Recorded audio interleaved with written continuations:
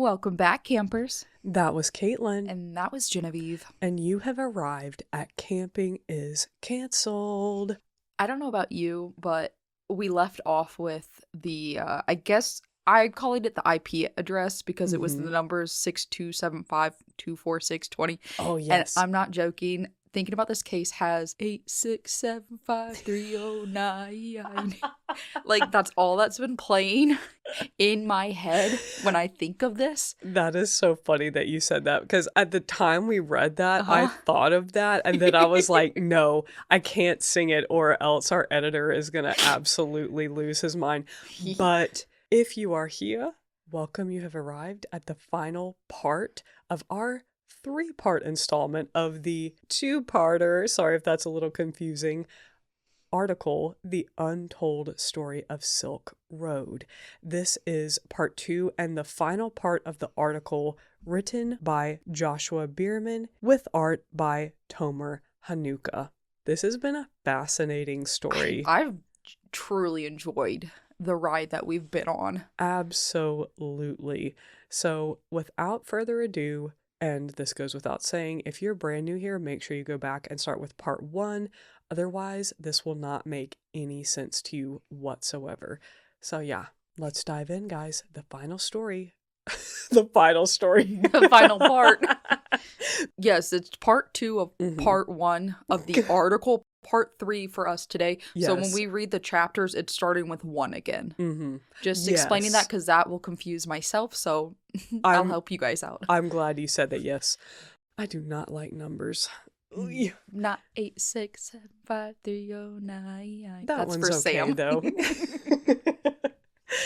All right, guys, settle in and enjoy the final part of the untold story of Silk Road. Lights out. Oh man, the mountains call my number one. I'm just a life-size lottery ticket in the hand of the one. Chapter 1. Thor. The descent was stunning. Chris Tarbell, a special agent from the New York FBI office, was in a window seat, watching a green anomaly in a sea of blue as it resolved into Iceland's severe, beautiful landscape. On approach to Keflavik International Airport, he could now see the city of Reykjavik coming into view. And just beyond that, perched on the edge of a moss-covered lava field, the massive matte white box that housed the Thor data center. That's why Tarbell and 2 U.S. attorneys had come all this way. Thor was the home of a computer with a very important IP address, one that Tarbell and his FBI colleagues had discovered back in New York. The hidden server for a vast online criminal enterprise called Silk Road. They'd been... it was an IP address number. Ooh, yay! Hey. It probably mentioned that. Look at you, you smart. Sorry. No, you're good. Now time to present you with your honorary degree from Harvard in computer programming. Thank you. You're welcome.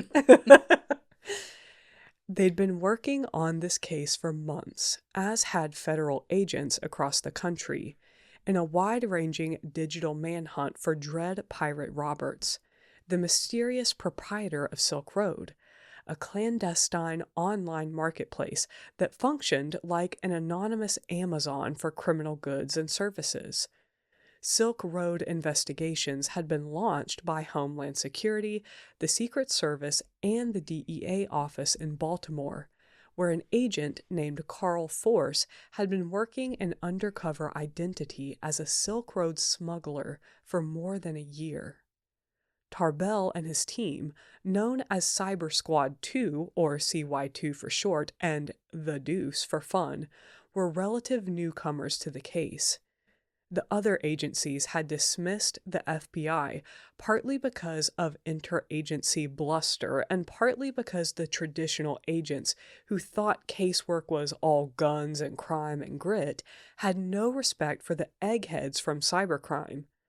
But in the midst of this enormous law enforcement effort, mostly fruitless so far, Tarbell and CY2 had found the first promising lead in the case. Cybercrime agents spent a lot of time at their desks, and it was exciting to be in the field. Down below, they could see Iceland's fierce geology, all jutting rock built up from the water by volcanoes. Beneath the surrounding ocean are the massive cables that make the country an important location for web traffic. The island is nearly equidistant between North American and Europe, and its forbidding geography and climate reduce cooling costs and provide free geothermal power. One of the attorneys told Tarbell about Iceland's tectonic forces, the North American and Eurasian plates, slowly tearing open a growing chasm. Really puts you in your place, Tarbell thought. Once on the ground in Reykjavik, Tarbell and the lawyers met with their counterparts and explained why they'd come. Silk Road had eluded law enforcement for almost 3 years because it ran on Tor, a kind of cryptographic camouflage that made it nearly impossible to see the site's users, vendors, or servers, until Tarbell made a chance discovery. His investigation had started entirely at his desk with virtual gumshoe diligence, poking around Tor's IP publishing protocol and spending time on Silk Road looking for chatter about the site's security. His lucky break came from a thread on Reddit. Reddit! Where a lot of stupid people are, There- including myself. Shut up. But it's where people go to, and it's like either people are like, oh, this is AI, you made this shit up, or you have people like this that probably are I mean, showing all their cards and there is a beautiful simplicity to it. A user posted a warning that Silk Road's IP address was leaking, visible to other computers. Dread Pirate Roberts, or DPR as he was often called, had been alerted to the problem by a user, but ignored the warning. Silk Road's success was making DPR arrogant. He had let down his guard, confidently telling colleagues that the site would never be found. Tarbell threw data at Silk Road, hoping to see the leak.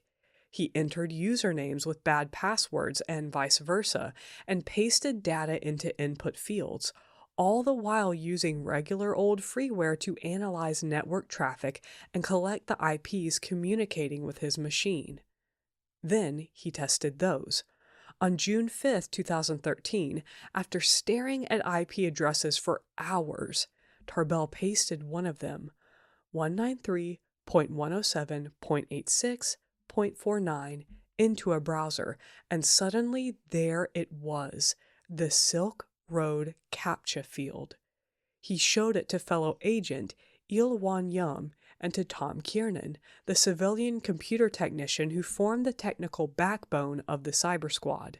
This was what the team had been waiting for, a misconfiguration somewhere on the site that revealed the real IP address of Silk Road, which Tarbell proceeded to trace all the way to the state-of-the-art facility in Iceland. I feel like I need some What? Gatorade after that. what? My thoughts exactly. Honestly, all we needed to know was that last sentence. A misconfiguration somewhere on the site revealed the real IP address. Tarbell traced it all the way to the white toaster box somewhere in Iceland. This is like giving Despicable Me. It really is. I don't know. This is too much. It makes me incredibly grateful that people like Tarbell exist, because holy shit. Oh, yeah. Otherwise, criminals could just run amok. Whew. Tarbell had been to the island nation once before and knew some of the officials at the meeting. There was an Icelandic prosecutor present. Tarbell was mildly distracted by how attractive she was, with her fitted skirt, secretary glasses, and hair in a bun, and an attaché from the U.S. Embassy. It's a delicate thing making requests of other government. A U.S. territory had written up in official letters rogatory petition, requesting that Iceland honor the Bureau's investigative requests. But the Icelandic authorities were accommodating, and the meeting was over in an hour. Not long thereafter, an Icelandic police detachment entered the immaculate foyer of the Thor data center. What kind of data center has a foyer? The kind that also has a gleaming glass front and a spotless floor and houses the world's first zero-emission supercomputer. Cybercrime forensics often means untangling wires from machines stuck in some basement. Thor looked like the future. Past the foyer's keycard entry was a former airplane hangar in which sat a double-high shipping container, bright blue with silver ducts, full of servers. Oh my god, my second grader would launch into the stratosphere out of sheer I think the glory. the only thing that's like allowing me to visualize this in a realistic way and not in like a super villain or like crazy way is there was an episode of what the fuck is Don Draper? Oh, Mad Men? Mad Men. Yeah. I was thinking there was the room with the computer in it and it was just like a room with just all this technology, but it was the computer. Yes, when they got, it was like one of the first supercomputers that agency got. And it's funny because what that computer in that show was doing is now what like our laptop does.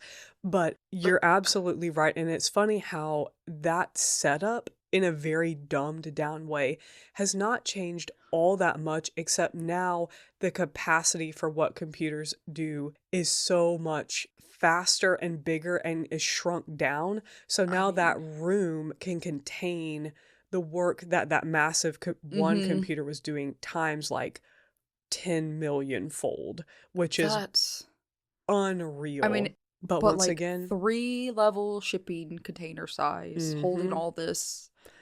There's something like this in, oh my God, I know you don't watch political shows, but in House of Cards, there's something exactly like this in modern day where they're going and they're trying to steal some sort of like, take a stick out of one of these towers and put something else in to try to like corrupt files or corrupt records. But it's just like this where it's a massive, like a shipping container and it's full of these servers, which basically is what you're describing, the like monitor of an old, not the monitor, but the tower of an old school computer, but like super tall. And then it just has a billion wires sticking out of it and blinking lights. And it's so like insane. The data center and something's wrong with Ron. Yes. Anybody who remotely has an inkling of computer knowledge is gonna immediately be like negative stars. Dumbasses. Bring back the R word. Not my specialty. Not. Nope. That's okay. Geriatrics are my specialty. Geriatrics and judging the poor policing of 1970s cops. That's our specialty. Ugh. Here we go. Goodness. Okay, so 3 rows of blades lined up floor to ceiling, flashing with blue lights. Okay. So in this facility, there was a chill in the air and the thrum of 1,000 fans, all powered by Vulcan forces from the rock below. The Icelandic authorities found the correct box and discovered that it had a mirror drive, a duplicate set of contents. They pulled the mirror, returned to Reykjavik, and handed the drive to Tarbell. And just like that, he was holding Silk Road in his hand. Even on first glance, the site's volume was surprising. On July 21st, 2013, it's mind-blowing to me, Kaitlyn, this is over a decade ago now. No, don't say that, because I'm comparing it to my high school years, okay? Don't say that.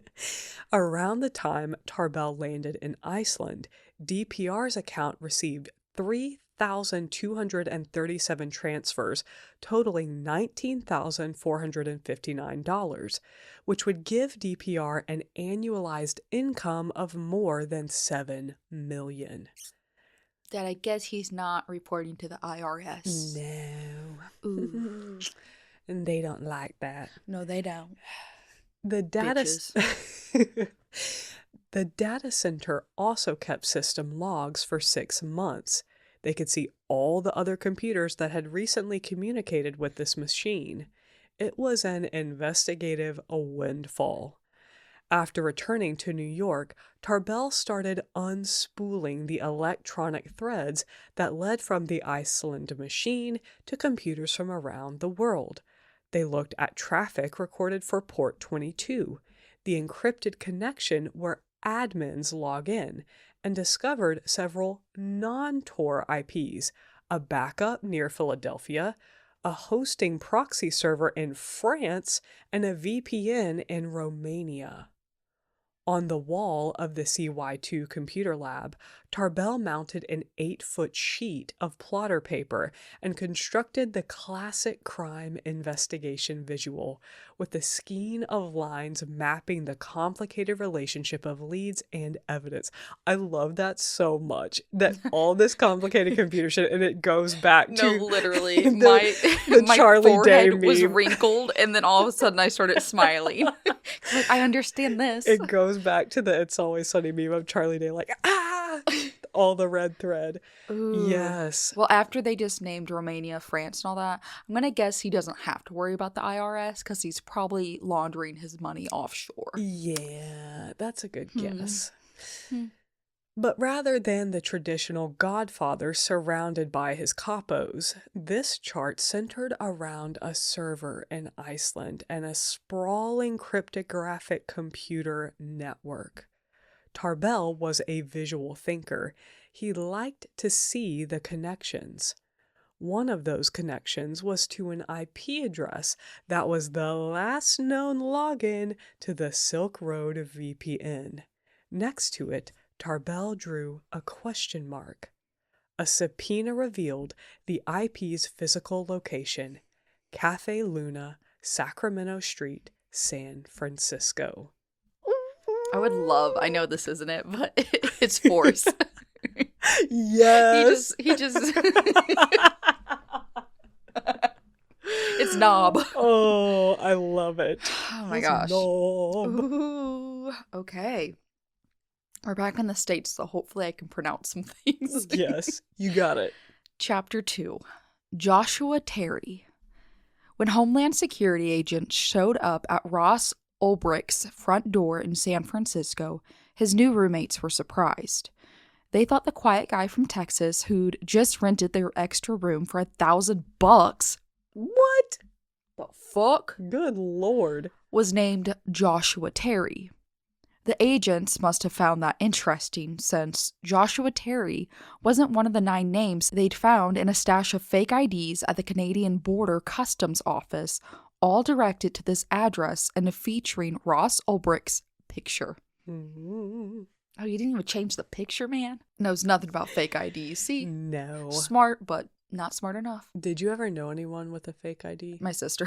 Oh. That was the only one. And then being at a bar in Tennessee with my aunt, and she had to use it, and I was like, what the fuck is your name? And like the person looked at it, and I was like, yeah, Miranda. Like, Oh, I don't my remember. I was like, gosh. what the fuck is your name? What the fuck is your new name? That's hilarious. I always thought that was like the height of juvenile, law-breaking behavior, was having a fake ID. No, it's wild because I had a friend who was the wife of a cop who was older than me. And I was just like, drank with her at their house. God. Ross had moved into this house after leaving Austin, where he'd grown up as a smart kid from a suburban family with an adventurous streak. Ross was handsome, charming, and always an overachiever, studying physics and engineering on scholarships.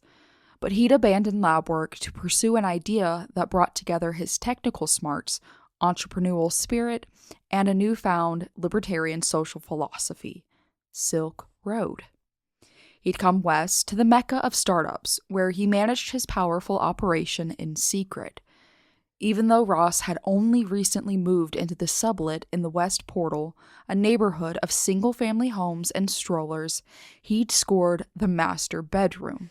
Okay, $1,000 for the master bedroom. Making the kind of money he made, probably not that big a deal. Honestly. His roommates thought that the guy named Josh, who had answered their Craigslist ad, was a currency trader. They did think it was weird that he had no cell phone, paid in cash, and was always on his computer. Neither friends nor family had any idea that Ross had a secret alter ego.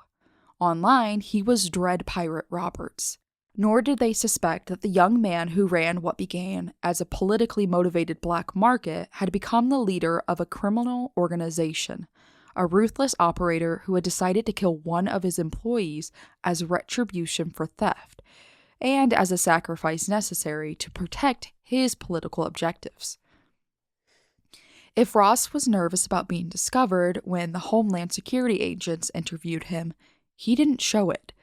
He did not tell them he'd bought the colorful array of fake IDs so that he could covertly rent additional servers to deal with Silk Road's exploding scale and security challenges. The IDs were high-quality counterfeits, holographic features and all. But now they were in the hands of a Homeland Security agent at the front door. Ross was polite, but knew he could refuse any questions. Before the agents left, Ross did volunteer that, quote, hypothetically, anyone could have shipped drugs or fake IDs to him via a website called Silk Road. A strange thing to mention, and duly noted by the agents, but they weren't there to talk about Silk Road, whatever that was. The agents left and took the fake IDs with them. Ross was spooked by the visit. He moved again a short time later to another sublet in the city's Glen Park neighborhood, but decided to use his real name. One of his new roommates, Alex, liked Ross right away because he was charismatic and easy to talk to. And Alex observed Ross's focus was impressive. He wasn't the type of guy to procrastinate watching cat videos on a Samsung 700Z. No fucking clue what that is. Whatever the best of the best smartphone was in 2013. Like a Samsung's 10? I don't know. guess. He didn't smoke or drink much, although he sometimes played his djembe. Is that the drum? It's a djembe. Djembe. And the reason why I know that is because I played a djembe all of middle school and all of high school and in college as well. That's all we need to know. There's a point in my life I would have bullied you. Oh, God, kid, I'm sorry. I'll bully myself. I'm sorry. At the time, I loved it. You know, I did like playing drums, like drums. I don't think I played like... I loved it. And if I had had the time, I really think that I would have gotten into drumming, like percussions and stuff. And that'd be cool. I also did percussion with like tambourine and the egg. But the djembe was by far my favorite. And it's a weird way of like when you feel tense, you are able to play, and some djembe songs you like have to be very controlled with some of the ways that you hit it, and other times you have to like really hit it and you're just using your hands, and it's very like tactile and just I think like you would actually love it. Oh, no, 100%. But I deserve to be bullied 100% for the way that I dressed in middle school and high school. So no, I was one of those people pointing one finger and had three fingers pointing back at myself, as my grandma would say. So at the time, I loved it though, and djembe. Yeah. So, like Jen said, a West African drum, and it was one of his few possessions. He never brought friends over and seemed not to have a single memento, nor did Ross get mail. Sometimes, one roommate said to Alex, I feel like Ross is hiding from someone. Still, they couldn't have guessed that Ross, the new guy in their cheap share who liked giving hugs and hanging out shirtless, was sitting on their garage sale furniture with that Samsung on his lap, presiding over a criminal empire. That's so funny. They do be doing it on like the cheapest Yeah. technology.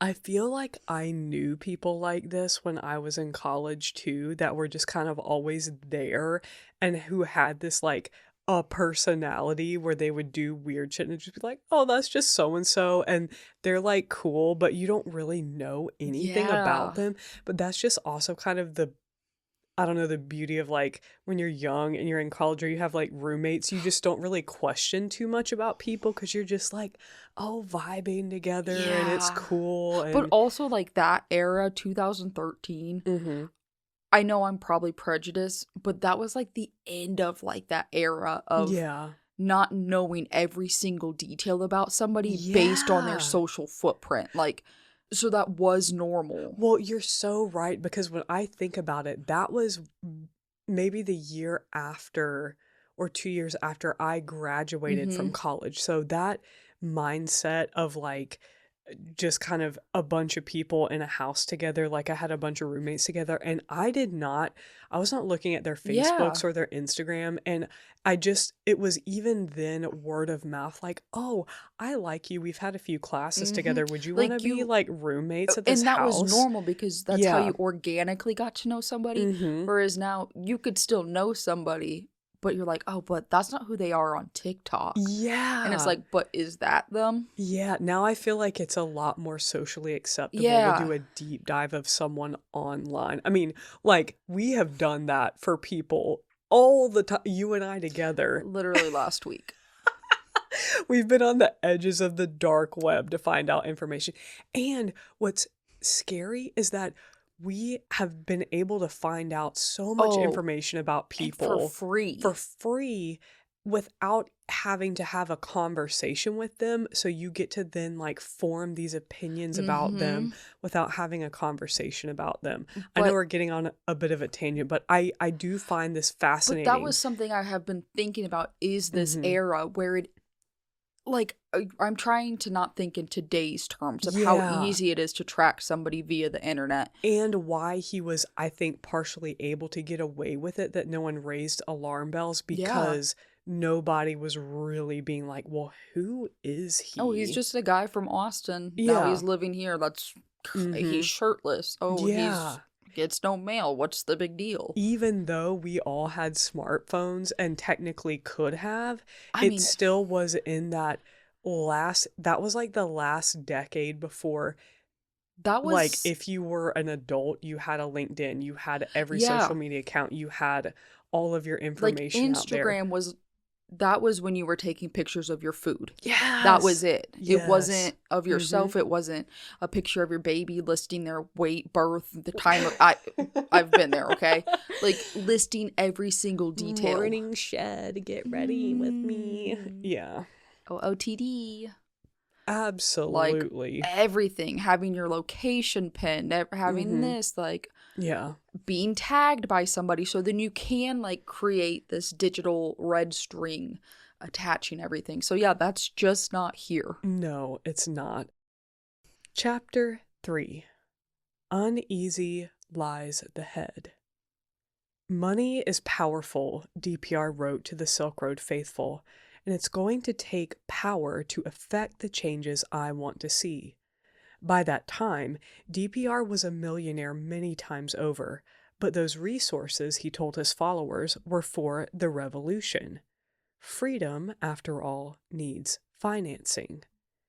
DPR had founded Silk Road as a digital instantiation of the libertarian ideal, a frictionless marketplace where everyone had freedom as long as it didn't impinge on someone else's freedom.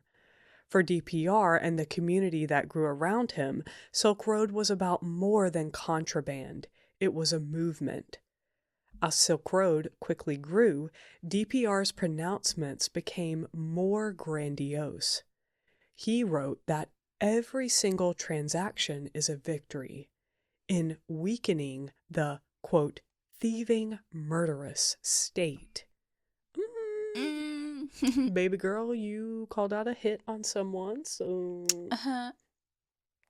Pot meet the kettle. Yeah, judge lest not ye remove the splinter, or remove the log from thy own eye before the splinter in the state's eye, or whatever that Bible verse said. Interesting. Oh boy. What began as a belief in free choice came to sound like revolutionary dogma.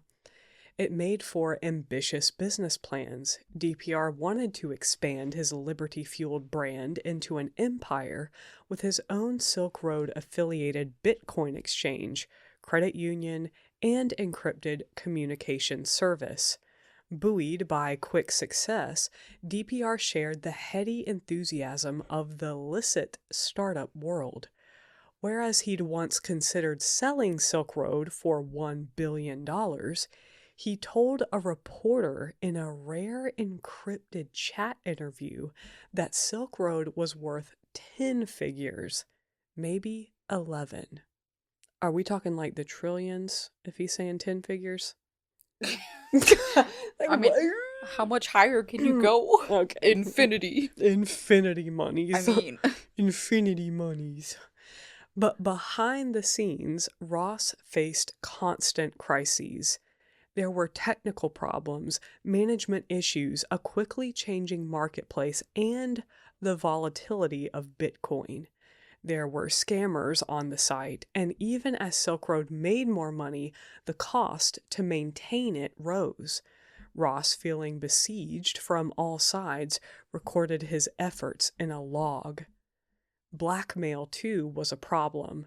Hackers had figured out how to launch denial of service attacks on Silk Road, and DPR was forced to pay protection to the tune of $50,000 a week.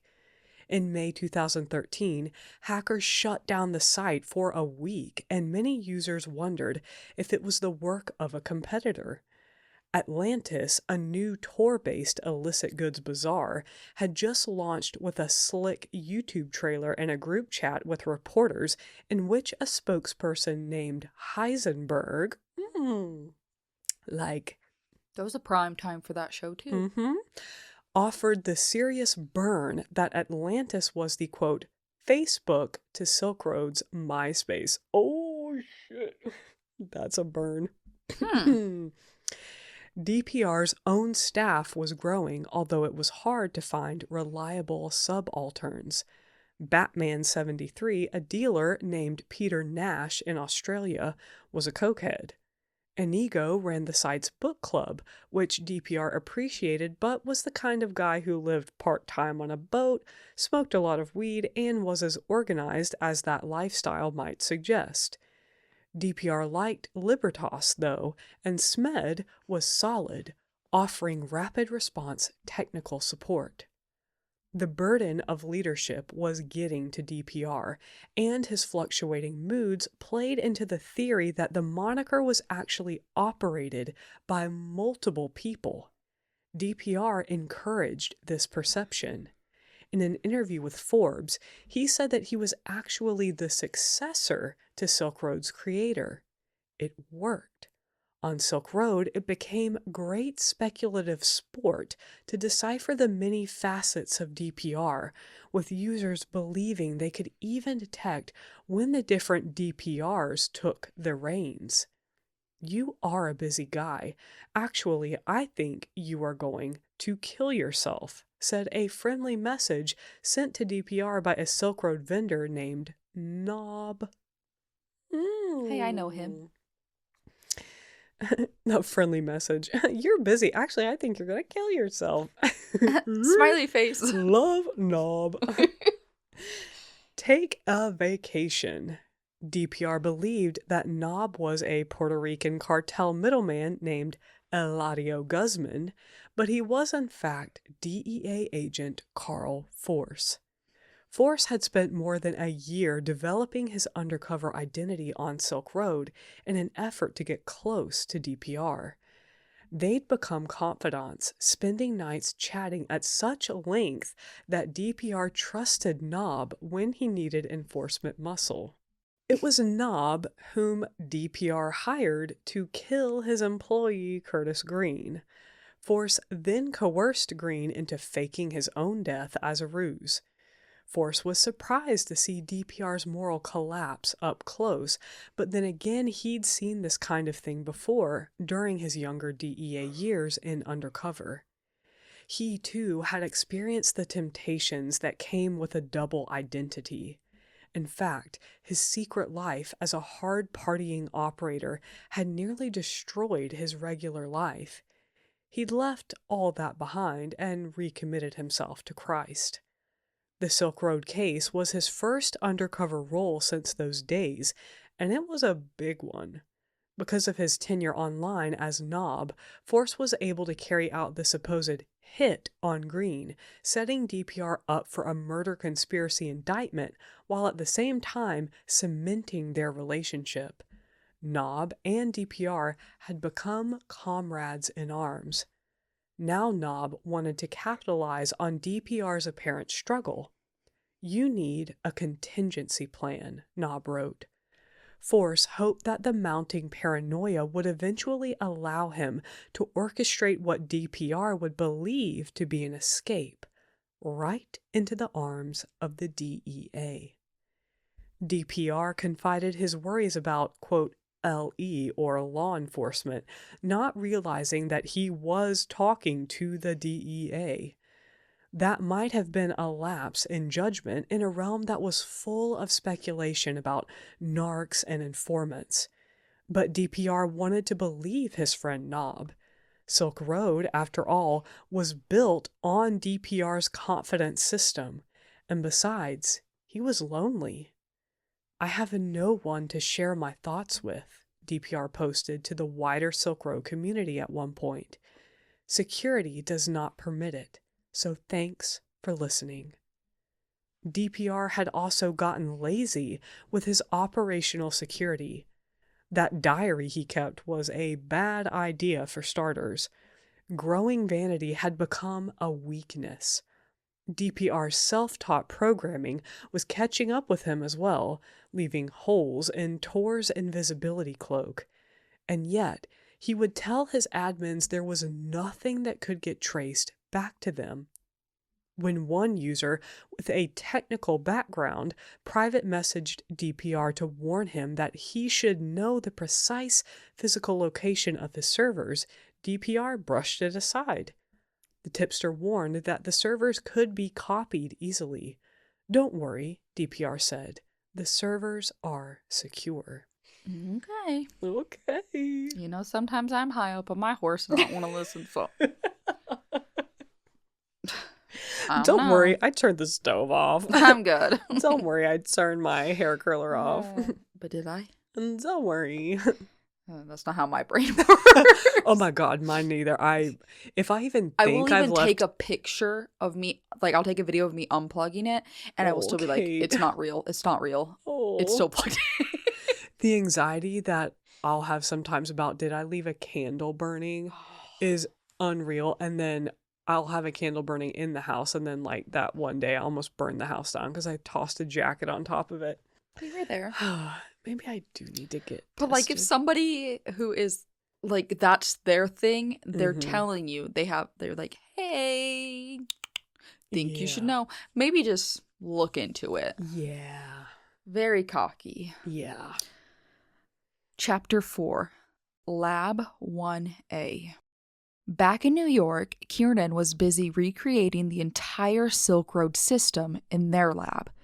Once it was configured, Tarbell and his team could access the system as super users, seeing Silk Road as DPR, and learn the site's mechanics, communications, and structure.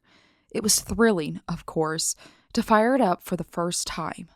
They wondered what they would see. Tarbell could immediately appreciate DPR's sense of industry, how hard he worked to expand and manage the site under incredible duress. Tarbell thought, I guess he's really earning that commission. No shit. It was impressive, especially because Tarbell could tell that DPR was not a professional programmer. The server was a, quote, noisy box, clearly the work of an autodidact, a coding palimpsest. Palimpsest. I don't know these words. I've never read the word palimpsest in my life. What is? You know, context clues don't help me know that word anymore. I had to look it up because I was like, what is that word? A palimpsest. And it actually means a manuscript or a piece of writing on which the original writing has been effaced to make room for later writing, but of which traces remain. So that would be like on papyrus, they might use something that's smudged whatever they'd done to like scrape onto it and then rewrite on top of it. Yeah. But you could still kind of see what was underneath. Good God. Yeah. I'd never seen that word before. Ever. Interesting. The pseudocode was full of comments describing various technical experiments that were often run on the live server. Kiernan and Yum found the private messages, the forums, a Bitcoin escrow account from which DPR extracted his cut every Saturday night, and the main Bitcoin server showing all vendor transactions. They spent a lot of time in the lab, which they dubbed the War Room. It felt like college finals weeks in there every day. The group would churn through Silk Road material, bringing lunch from the deli downstairs, and getting loopy by the afternoon, when Tarbell would call for a seltzer break and dance around with the bottle, singing the mellow gold classic, Afternoon Delight. Are they allowed to drink on the clock? What kind of seltzer? Like, I'm just thinking Like a high noon? I know. With an afternoon delight. Oh my God. Okay, babe. Over time, the chokes got weirder, like when Yum put up a sign in the war room that said, Lab 1A. To the delight of the cyber squad, no one in the computer illiterate realm of the FBI noticed that this was also leet speak for some sensitive lady parts. Oh my God. It just hit me that it And you looks know like what? labia. And you know, I said labla, and I'm proud of myself for not saying labia. I said labubu. You know, oh my God. Labia. You know What a what? bunch of little 12-year-old boys. You know what? Good for them. They're working hard. They're just like labia. He's like drunk on his one high noon.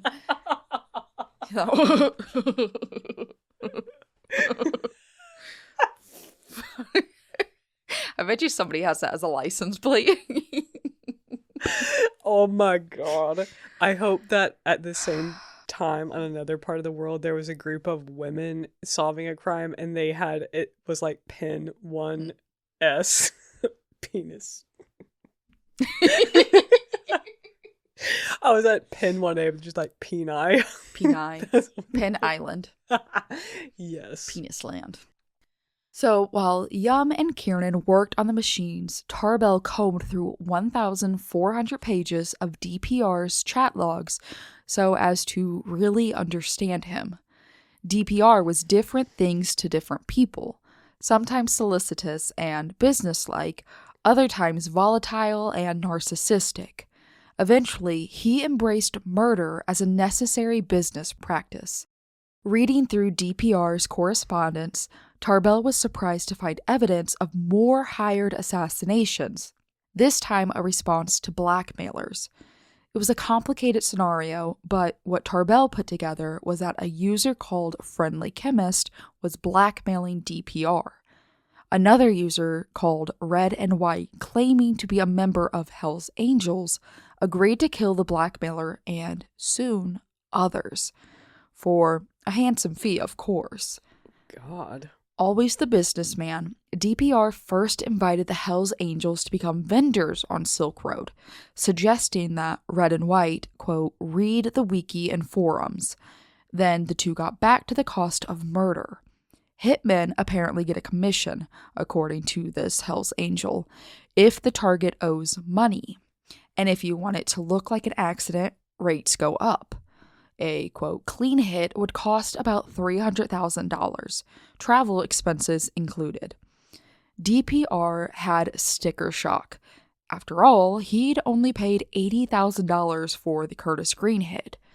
So they haggled. It sounds like those hitmen knew their worth. I mean, you were talking to an FBI agent who probably has no damn clue how much. Yeah, exactly. Whew. In the interest of a, quote, business relationship to be, the Hells Angels agreed to $150,000 or 1,655 bitcoins at the time. Good luck and be safe was DPR's sign-off. Like a mom. Have a good day, baby. Be safe. Wear your helmet. The next day, they debriefed. Tarbell had never seen anything like it. Here was a date and time, stamped record of an entire criminal conspiracy as it unfolded. Turned out, Red and White told DPR the blackmailer they killed was working with another guy known on Silk Road as Tony76, an infamous scammer. DPR didn't hesitate to add him to the invoice, but Tony76 had housemates, and they were also involved. Maybe, probably. Fine, DPR said. Get them too, and send photographic proof when the job is done. Meanwhile, DPR and Red and White spent some time troubleshooting the Hells Angels' new chat app and privacy plugin. Please upload some screenshots of the settings. While also planning and pricing. No bulk discounts. The next set of executions. This is dark. This is getting dark. I mean, this is where it was always going to end, though. You can't have that perfect world with all these. No. And you have this guy who's getting increasingly paranoid and protective of his empire. Mm-hmm. Tarbell had been reading DPR's correspondence in reverse order, and it was a strange thing, winding DPR's life backward from willing executioner back into idealist concerned with individual happiness. Some libertarian utopia, Tarbell thought, although he wasn't exactly surprised. All systems are vulnerable to corruption, like the internet itself, Tarbell thought, which began as a wonderful free prairie until people took advantage of that freedom. That's why he thought it needed a sheriff. Up on Tarbell's chart was an IP address with a name next to it, Frosty. This was an ID they'd found on the Iceland box, but they didn't know what it meant until Yum and Kieran cross-referenced it with some other evidence they'd collected. It turned out that Silk Road servers had a login system that created one trusted computer for all the other machines, whose encryption keys all ended with Frosty at Frosty. Oh. This meant that these computers shared one key friend, a single machine they could all talk to. Tarbell looked at his chart, festooned with a network topology. I'm speaking a different language right now. You got it. Don't understand the shit. One of those nodes must be Frosty, and whoever sat at its keyboard was Dread Pirate Roberts. See, now that makes sense to me a little. As the case accelerated, Tarbell and his team started working long hours and weekends, jackets off, sleeves rolled up, long past the late dusks of summer. Tarbell actually loved that feeling on Friday after 5 p.m. when the air conditioner turned off automatically, the bullpen emptied and grew quiet, and he realized he'd been yelling all day, but could now finally think. Literally the description of me all day with my children, but then I come here and get more done on the script in 30 minutes than I do in 7 hours. Oh my gosh, the silence of walking in. Oh, yeah. Yes. Except that it was high summer. This being a federal building, the air conditioning was on a timer. There'd be no circulation until Monday at 8:15 a.m. So by midday on Saturday, when the place was boiling, Tarbell would strip down to his underwear right at his desk. Oh my God. HR. Then he gets reported to HR for indecent exposure. I just see Walter White now in his tidy whities outside the RV. 1,000%. I mean, you get to a point where you're like, I no longer give a shit. I'm gonna do this. Gosh. That sounds horrible. Tarbell, could you not buy a fan and point it at you? I mean, you could just get one of those little styrofoam coolers and make a little AC unit. I mean, I support it. You do what you gotta do. But ill. But ill. The only room with constant air conditioning was the lab, which had to be cooled because of the electronics. So one day, Tarbell and Yum made a desperate attempt to transport some of the chill to their desks using fans. Oh. It kind of worked.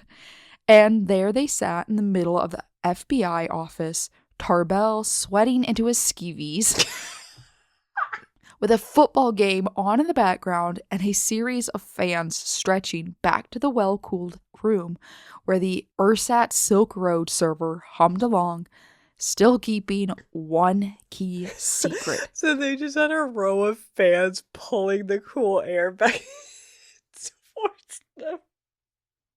Couldn't they have just, moved their computer into that room or something? I mean, it's 2013, so probably not. I had a laptop then. Yeah. We had a skinny monitor. Maybe they weren't allowed because they're in are they in the FBI office or whatever? Yeah, I don't know. Who knows? Okay. Come on. We're getting there. All right. Chapter 5. Glen Park. Ross and Alex had become friends at the new house. Some nights they'd watch King of the Hill together, which reminded Ross of home, as it was a satire of a suburban Texas family like his own. Eventually, Alex met that family when they all visited for a weekend. Ross's parents seemed like nice folks who had raised a nice son. Settling into his room, Ross bought a few things to make life more comfortable: a lamp, a white leather couch from a garage sale, a standing desk for his Samsung. Online, however, things were less settled. Okay, so that makes me think of Samsung 700Z as a computer of some sort. Oh, okay. Yes, you don't need a desk for a phone. Not in 2013. Across the country, Force, the DEA agent, was hoping to capitalize on DPR's difficulties. He told DPR about Kevin, a supposed source of counterintelligence on the growing Silk Road investigation. Knob explained that, like all good cartel-affiliated players, he had a guy on the inside, a dirty Department of Justice employee on his payroll. Kevin, of course, was Force himself, and he had a lot of valuable information for DPR. Force told his supervisors that this informant game would make Knob seem omniscient and therefore more trusted. Citing Kevin, Knob fed DPR intel and predicted busts of Silk Road users and vendors. Things were getting dicey out there, Knob said. He pressed DPR on the need for a 30 seconds flat escape plan, suggesting various itineraries. Dread, can you explain to me why you chose this route? Knob, Algeria does not extradite to the U.S. Second, you don't want to take a plane out of your mother country. Ross had in fact taken some preparatory steps. He flew to Dominica, a tiny tax haven island in the Caribbean, and started an application for economic citizenship. He tried to cultivate successors in case flight became necessary. DPR had created a special forum called Staff Chat for his elite admins, including Batman 73, Inigo, and a newcomer called Cyrus. DPR told his admins how the pressure was getting to him, how he wanted time away. Even amid the rising chaos swirling around Silk Road, DPR started taking days off, leaving daily operations to his lieutenants. Ross spent a week with his old flame Julia, a free-spirited and sensual young photographer he'd met at a drum circle in grad school. She flew in from Austin, and it felt like old times for the two of them, but also different. Ross still lived frugally in the Glen Park house, wore a faded red sweater all the time, and cooked his paleo diet, but he seemed happier. They had lots of sex, went dancing, and roamed the city, ending up one day on the cliffs overlooking the Pacific. In the distance, the Golden Gate Bridge rose beneath the lifting fog, catching the sun. Julia looked gamely over her shoulder at Ross and decided it was a good time to get topless. She rolled down her yellow sundress and Ross took photos. She didn't care when a couple of hikers stumbled onto their soft-core pictorial. Ross stopped shooting and they ran off together, giggling back toward the city. Ross started spending more time with his housemates.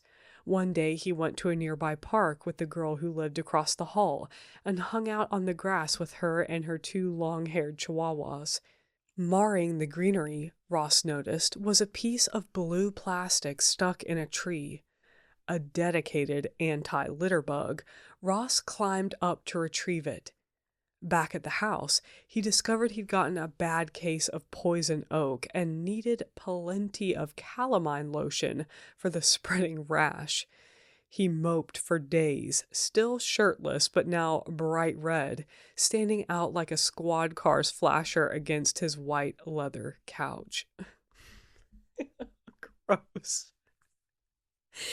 Gross. If you have a rash at a shared house, please put on a shirt. Ew.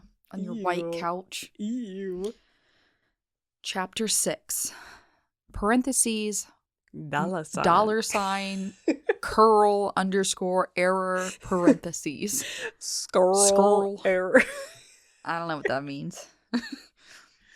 The wheels of the federal government grind slowly but exceedingly fine. As Ross had written in his diary in 2011, when Silk Road came to the attention of the U.S. Senate, he knew he had awakened, quote, the biggest force-wielding organization on the planet.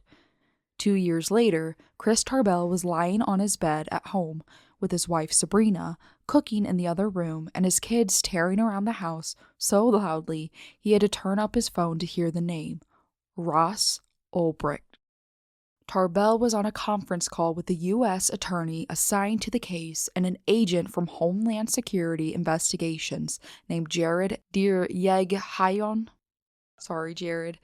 Jared was stationed at the customs office in Chicago's O'Hare International Airport and had been finding retail-sized drug parcels in mail on foreign flights, all carefully wrapped with customer service slips and return addresses to studyabroad.com. I'd be so pissed if that interrupted my international flight. Oh my God, I know. This, Jarrett discovered, was a vendor on a thing called Silk Road. Jared familiarized himself with the site and learned Silk Road well enough to bust a low-level admin named Cyrus and persuade her to cooperate, allowing him to take over her account. Now Cyrus was rising through the ranks, becoming a trusted insider. Tarbell invited Jarrett to New York to work with CY2. Another new agent from the IRS, Gary Alford, had joined the conversation that day. As it happened, he'd been in Tarbell's war room earlier. Alford and the U.S. attorney were working on a separate Bitcoin case, and he'd taken a quick look at the chart. "Oh, that's funny," Alford said. He had worked with a different agency on Silk Road for a bit. "I had a lead in San Francisco," he told the team. "I'll look it up." Ooh. He did, and then explained to everyone what he'd found. Some months earlier, Alford had figured that whoever had started Silk Road had tried to drum up interest on regular websites with like-minded audiences. He searched for Tor URLs around the time of the site's first appearance and found a mention in a shroomery.org forum on January 27, 2011, days after the Silk Road launch. A user named Altoid talked up this exciting new service that claims to allow you to buy and sell anything online anonymously. Googling elsewhere for the username Altoid revealed a question about database programming posted on Stack Overflow, dated March 16, 2013, asking, "How do I connect to a Tor hidden service using curl and PHP?" The email was listed rossulbricht@gmail.com. A minute later, that user changed the alias to Frosty. The IRS didn't know what any of this meant, so that's where it ended. The info sat in a case file until dumb luck put Alford in Tarbell's lab, whose wall was a map where all roads led to Frosty. Jared ran the name Ross Ulbricht through the federal database and found the Homeland Security report on Ross's fake IDs. A quick search for his last known address showed that he had lived half a block away from Cafe Luna, the San Francisco node on his chart, the site where an administrator had logged in to the Silk Road VPN. Ooh, the dots are collecting on that red string map. Tarbell was ecstatic. Finally, here was the missing piece, the end of the digital trail. Tarbell thought it was funny that these clues were sitting out in the open. In the end, one of the best law enforcement tools was Google. Oh my god. It seemed clear that Ross had no idea Silk Road would become such a success and was careless early on. And in the era of informational perpetuity, you only have to be careless once. God. A quick tour through Ross's social media presence revealed a digital portrait with an incredible likeness to Dread Pirate Roberts. His LinkedIn profile was full of the same libertarian rhetoric. So I guess he did have a good digital footprint. On YouTube, he'd favorited videos from the Mises Institute, the political touchstone beloved by DPR.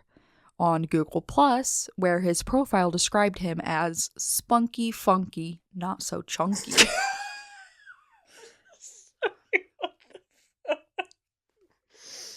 That's something embroidered on like a cat shirt. I was about to say I need that embroidered on. Oh no, I want it.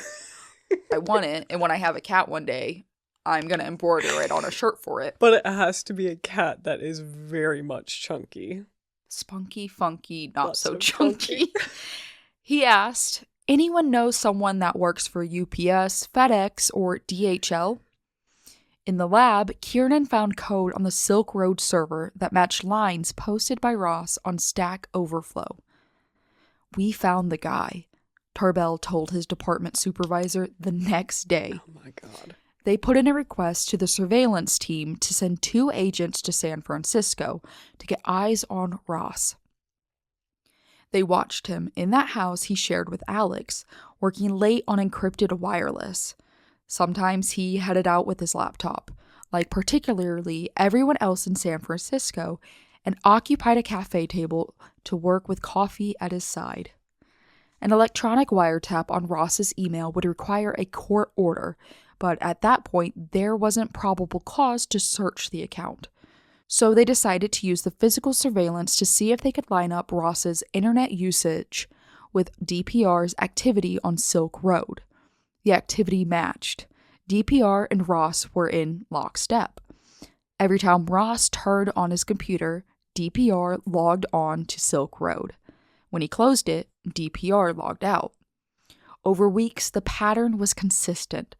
At his house, in cafes, in the morning or late evening, Ross and DPR were electronically aligned.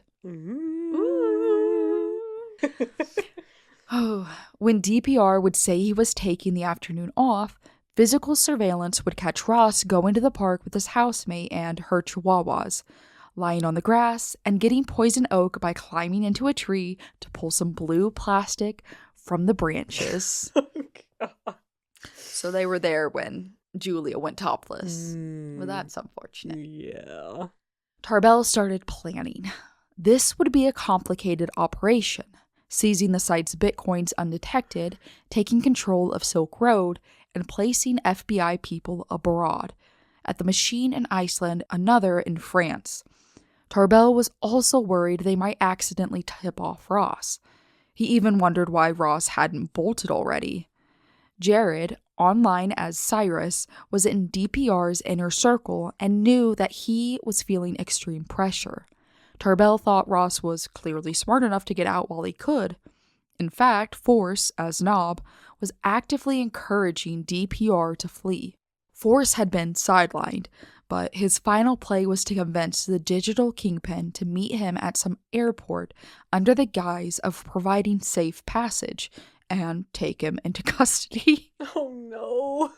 Oh no. Why do I feel a little bit like... I know. We're romanticizing it. We really are. I know. So All the things you said, all the things you said, running through my head, running through my head, running through my head. Run away together. No. And then at the end, he really just, yeah, let's just run away. Let's just go. Let's go. To juice DPR's flight instinct, Forrest pointed out that were he to be caught, prison would not be a safe place. God. Knob, you are like one of my family, but I have to tell you that I have had several people killed who were sent to jail. It is very easy and cheap. God. Also, he's not lying to him, which is also what makes me be like, oh God. He's like encouraging him to flee, but also being like, meet me so I can help you flee so he could get him to prison.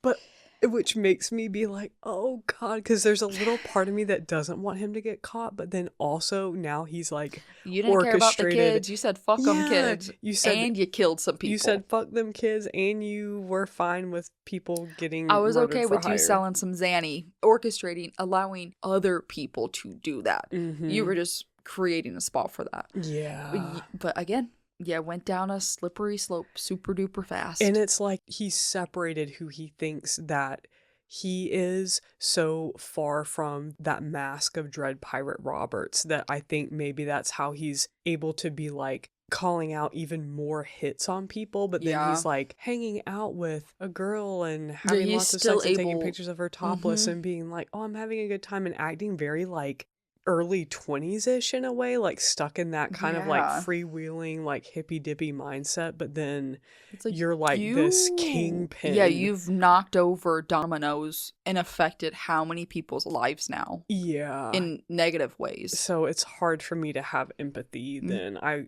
want he you went to get store, caught. got his shovel, started digging his plot. His Yeah. own damn fault. You're correct. But Ross wasn't going anywhere. His hubris had only grown, based on his belief in Tor and his own intellect. He thought he was invincible.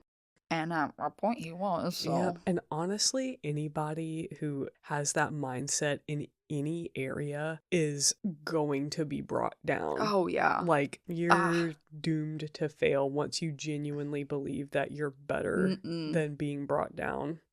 Even as warning signs flashed all around him and the feds loomed on the horizon, Ross told a potential employee that they would never get caught. Realistically, he said, the only way for them to prove anything would be for them to watch you log in and do your work. Dumbass. That was me. On the evening of September 28th, the FBI surveillance team watched DPR log off as Ross stopped working, closed his computer, left the house with his housemates, and headed for the beach. Chapter 7. Stay Positive. It looked like a brochure for San Francisco living. A group of kids sitting around a campfire at Ocean Beach beneath a crescent moon, listening to their friend Ross play his djembe. This was the first weekend of Indian summer, that glorious time in San Francisco when everyone ventures outside and you can sit in the sand within sight of Golden Gate Park and listen to the dark waves crash on the shore. Alex opened champagne and Ross drank Tecates and drummed along with a dude playing Wonderwall on a guitar in the distance. And there is the ick. Oh God. I bet the weed was very strong that night. The weed was strong, yes. And isn't this just like building that idea that has this like weird advanced like drug kingpin of the digital age mentality, split personality, but then he's just like stuck in pothead college mentality on the other. I don't know, it's just weird. Anyways, just that like laid back, like but also being so uptight and it's weird. Yeah, well, at least he's not like killing gerbils when he's not being a drug kingpin. I don't know. There could be worse things. Toward midnight, the soiree was interrupted by 3 cops who told them to kill their fire.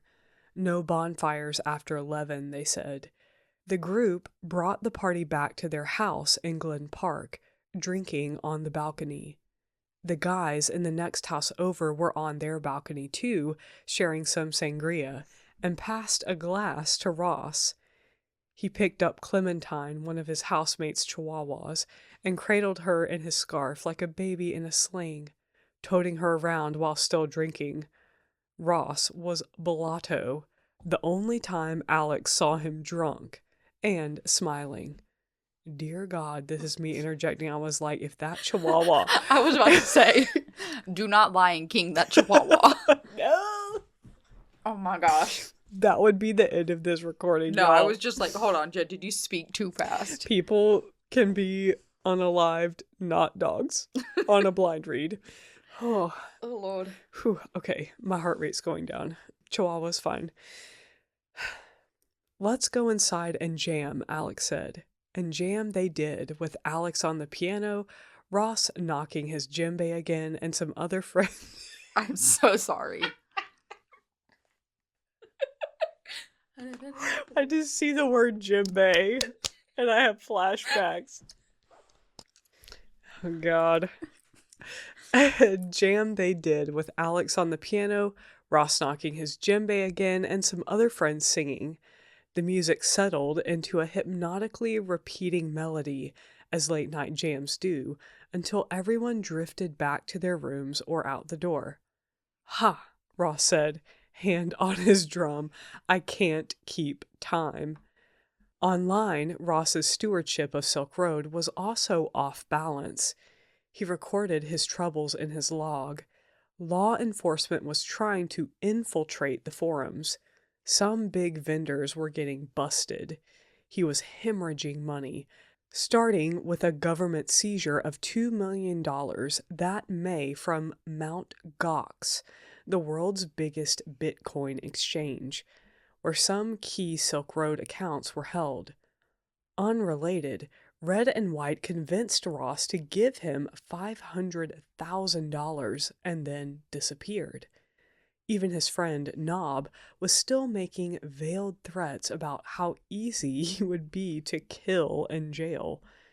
Amid the chaos, DPR did talk to Libertas, one of his most trusted admins, about taking over Silk Road in case of emergency, but he never gave him server access.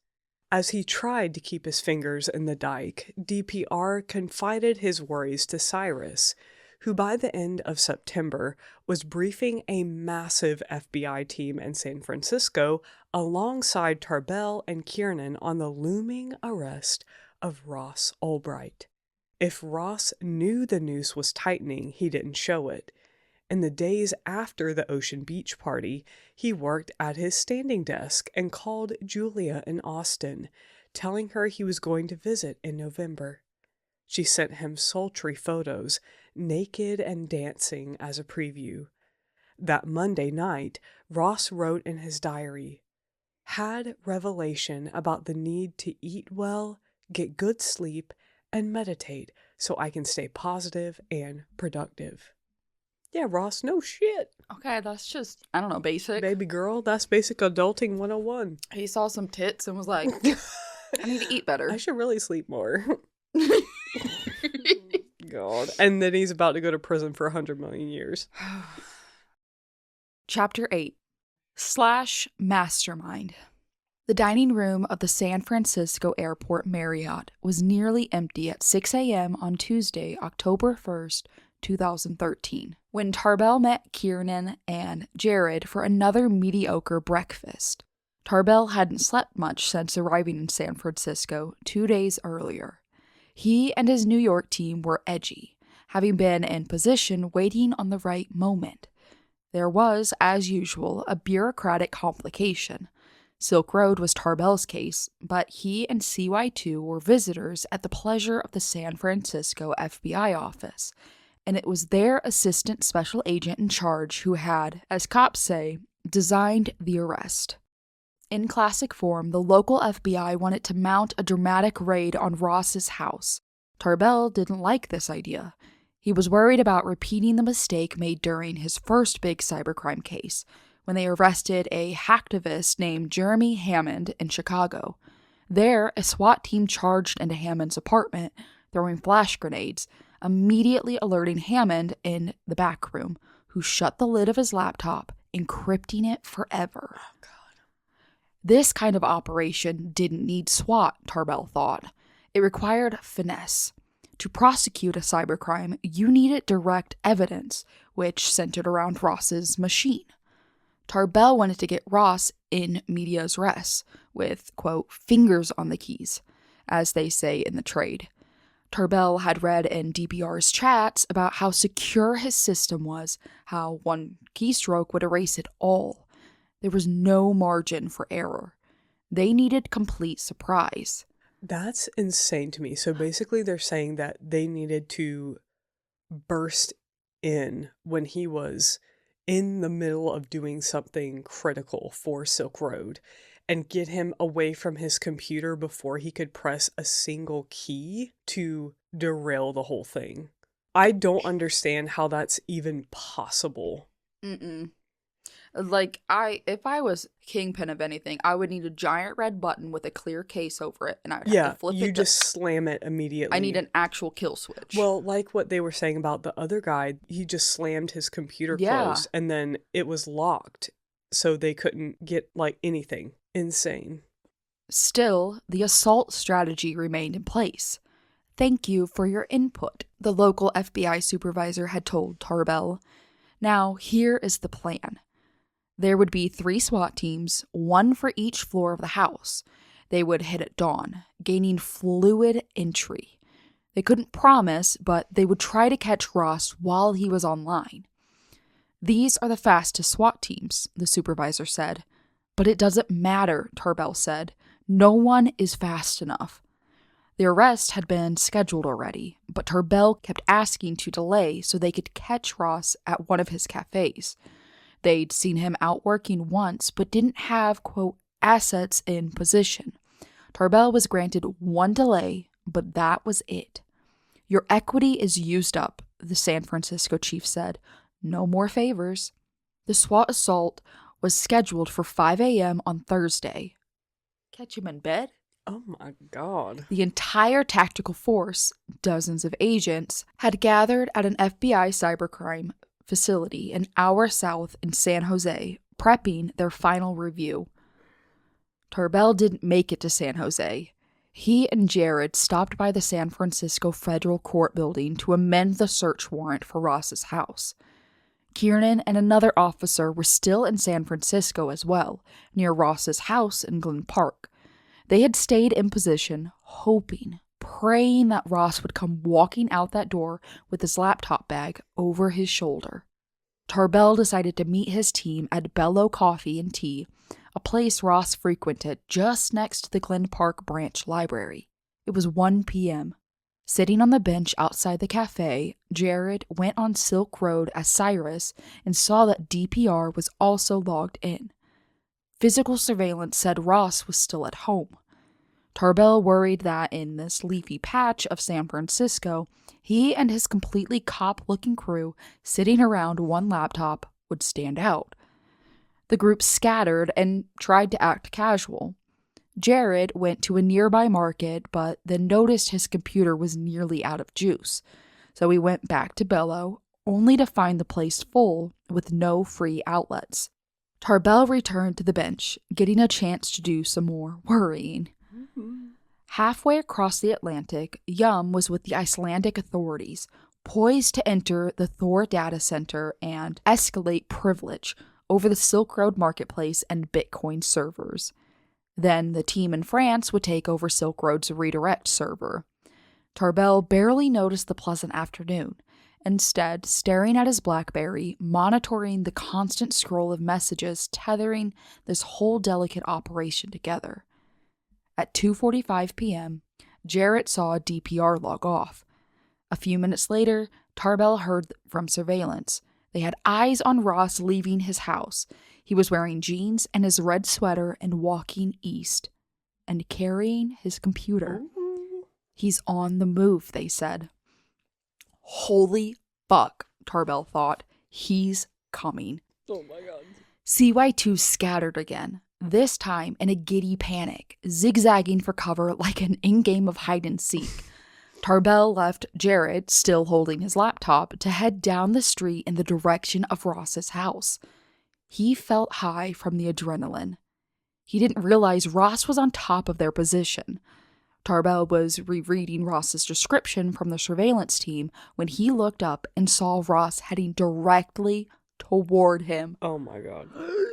Oh my god. It felt like slow motion, coming face to face with the man he'd been tracking for months, resolving him from digital obscurity into a real live person walking up Diamond Street.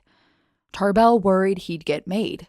He was trying to act all Mr. Undercover, but Jesus, did he look like a cop. Ross walked right past him toward the cafe. From across the street, Jarrett saw Ross duck into Bello. This seemed promising. They'd been hoping he'd sit down somewhere and log on to Silk Road, giving them an opportunity for a red-handed arrest. But Ross quickly left. It was probably the lack of outlets, Jarrett imagined, looking at his own computer, which now had only 22% battery power left. A scary number, as he had to be connected online to verify DPR's presence. Oh my god. 22 is nothing. What are you talking about? That's not even yellow at that point, is it? That way, baby. Ross walked into the library next door. October 1st, 2013, 2:53 p.m. From Chris Tarbell, subject, Ross Ulbricht. By email, Tarbell alerted his team.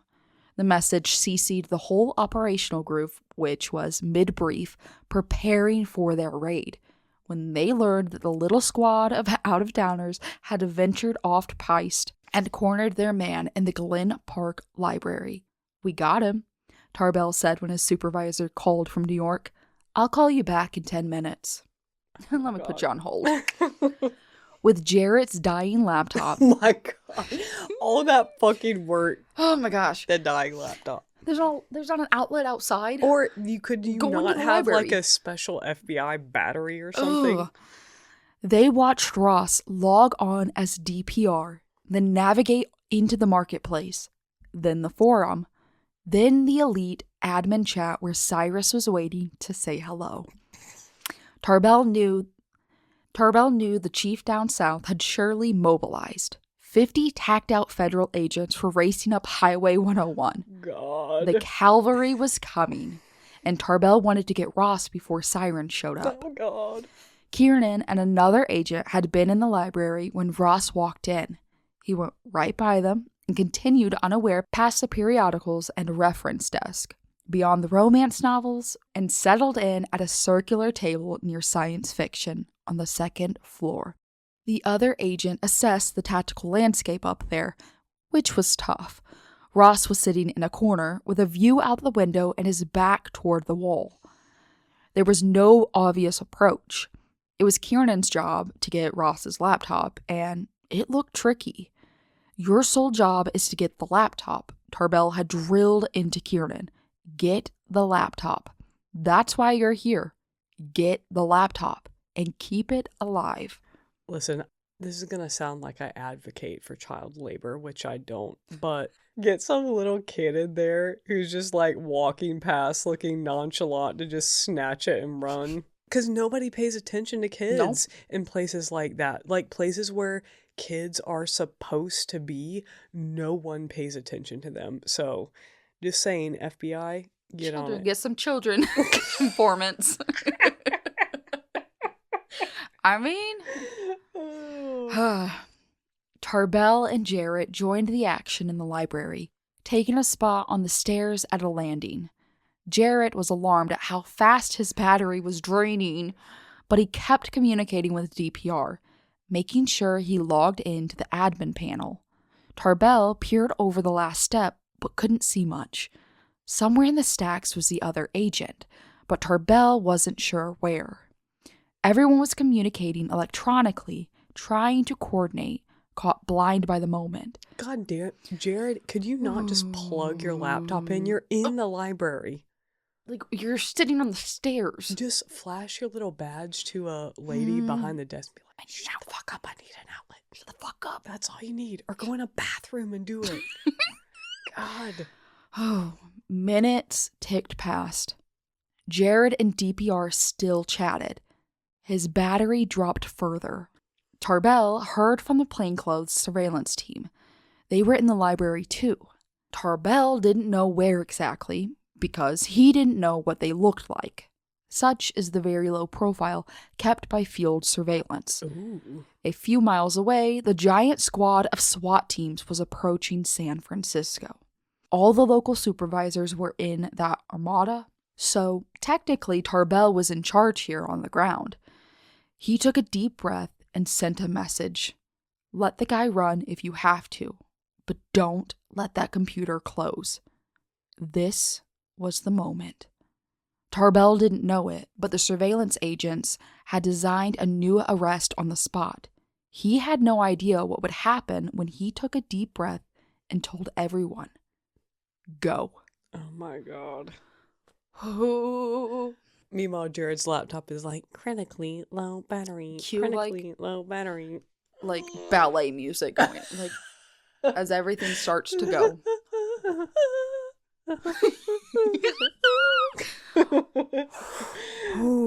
Or the one that's like dun, dun, dun, dun, dun, Boom, dun, boom. dun. Boom, boom. Gunshots. Boom, God. boom. Boom, boom.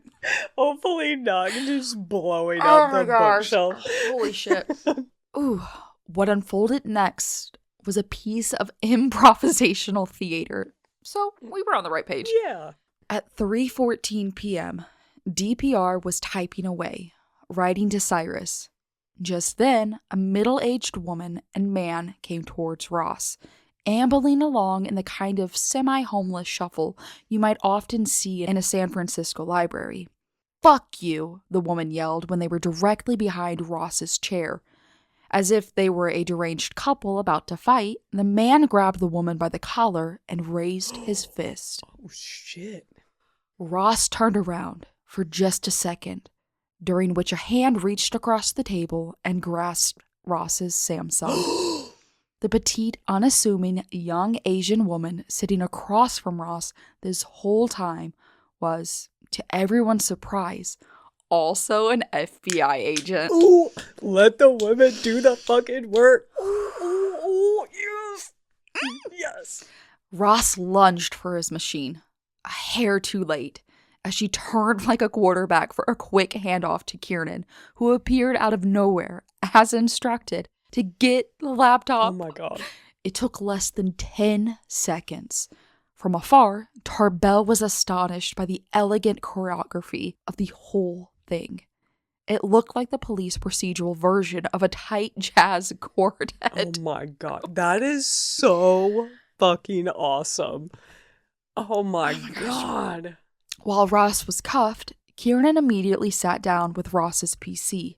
It was open. He could see everything. The machine ID was Frosty. Ross was logged into Silk Road as an administrator under an account called /mastermind. Oh my God. Oh my God. What if Kiernan just like accidentally hit a button and then it all went to hell? It was her. Me- It was the FBI agent. Oh God. That's not what happened though. Don't need to go there. Ooh. Oh my Kiernan God. also saw that Ross was torrenting some television. Of all things, he was downloading a segment from the previous night's Colbert Report, an interview with Vince Gilligan, creator of Breaking Bad. Oh my God. The series finale had just aired, and Gilligan talked about the central theme of the show, how ordinary people are capable of terrible things. It took just 2 years for Walter White to turn from good-natured science teacher to liar, murderer, and master of a drug empire. Had Ross not been arrested, he would have watched Gilligan say, yes, of course, Walter was doomed from the start, and everyone knew it but him. Oh, it's so good. Such a good fucking show and like parallel to what's happening. Oh my God. Tarbell stood with Ross for the first time. searched him, and put him into a surveillance van where he read him his rights. Ross showed only a slight quiver in his lip and asked to see the charges. Tarbell presented him the warrant for Ross Ulbricht, aka Dread Pirate Roberts, aka DPR. The rest of the force started arriving, black Suburbans and SWAT vehicles with lights blazing. Soon there were uniforms everywhere. Even though Tarbell's improvised bust was a complete success, cops are cops, and the local FBI was fuming at Tarbell's departure from protocol. Middle finger. Yeah, they like to swoop in and be It's the all big a pissing dogs. contest. It's all a dick swinging match. Yeah. I'm so glad that he was able to have Tarbell had that moment of success, being like, yes, I'm technically beneath you, but I did it. Like, I've been working on this longer than you. Yeah, and I know that when it's warranted, we will drag cops for doing shitty cop work, but this is an example of someone who is like setting the standard for everyone else. He did an amazing job and he deserved that win. Absolutely. So good for you, Tarbell. He and his team, considered computer dorks back home in New York, had the strange satisfaction of being called fucking cowboys by a swarm of guys bristling with gears and guns. Tarbell took it as a compliment. Good. As he should. Then he put Ross in an FBI cruiser bound for the local jail. Yep. And because he'd been the one, like, having to build this over months and months. So he deserved to have that moment of satisfaction. I just need Force to be here too. The takedown. I know. I know. Tarbell called Yum in Iceland to set the phase in motion. Yum shut down communication between the machine in the Thor data center and all the others around the world, and then simply changed possession of the bitcoins by redirecting the digital pointers. This is how ownership of the currency works. Doesn't make sense to me, but okay. From Silk Road to an FBI account. In France, they discovered a digital booby trap. To redirect the Silk Road site itself required a delicate data process that could shut the box down. If restarted, the server was programmed to delete its key, basically self-destructing. But the trap was discovered and gingerly evaded, and the machine succumbed. Thereafter, the Silk Road welcome page read, "This hidden site has been seized by the Federal Bureau of Investigation." Within minutes, Reddit erupted. "Is this a joke?" someone posted, along with plenty of WTFs. Yeah, that's not a joke. The arrest was such a coup that the Justice Department wanted to publicize it. They planned on staging a press conference in Washington with Attorney General Eric Holder himself to make a strong statement about the government's ability to take on cybercrime. But as it happened, Ross was arrested on day one of the dramatic government shutdown when one of his heroes, Rand Paul, along with other senators, held the federal budget hostage over the debt ceiling and forced Washington to go dark. There would be no Holder, no press conference, no government at all to celebrate its defeat of this libertarian, lawless challenge. The only public notice of Ross's arrest was the release of the FBI's initial 39-page complaint signed by Tarbell, cementing his new public persona as DPR's digital Van Helsing. Yeah. In the car, Tarbell and Ross found themselves alone in the back seat. Okay, not the two we were expecting for the meet cute, but I was also about to be like, oh my god, it's giving Dennis and... Shut up. Yep. No. Tarbell had read so much about him. It was kind of like seeing an old pal. Tarbell talked about Ross's life in a way that made it clear how much he knew. Ross was talkative but cagey. He seemed to relax, as if relieved. Not in being caught, but just being with someone who possessed his secret. In front of Tarbell, he could be both Ross and DPR. He admitted nothing to Tarbell, but after a natural pause in the conversation, Ross says, I don't suppose 20 million can get me out of this. It might have been the most authentic moment in Ross's life in more than 2 years. No, Tarbell said. He couldn't resist needling him. Even if it could, what about this guy? He pointed at the driver, another FBI agent.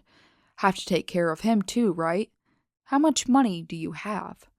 Ross looked ahead as they weaved toward the jail. I don't know if that's fair, because I think it was probably pretty authentic when he was enjoying Julia's boobies. Yeah. As it should. As it should. Oh. In the van that doubled as a mobile lab, Kiernan worked forensics on Ross's computer. He quickly found a mountain of evidence, a list of all of the Silk Road servers and the names Ross had purchased them under. 144,000 bitcoins, more than enough to cover that $20 million bribe. A spreadsheet showing Silk Road accounting, including a capital equipment entry for the purchase of that very laptop, and those diaries Ross kept, which detailed his hopes, fears, and foibles in operating a vast criminal conspiracy. Kiernan also found a file called emergency.txt with a unrealized escape procedure. Ooh. Destroy laptop hard drive and hide/dispose, hide memory stick. Go to end of train. Find place to live on Craigslist for cash. Create new identity. Name, backstory. You had to write a note about that. What do you reminding I need a new identity. Baby. He just had a lot on his mind, my I goodness. guess. Oh, gosh. At Ross's house, agents found a USB drive containing some Silk Road programming, but beyond that, little else.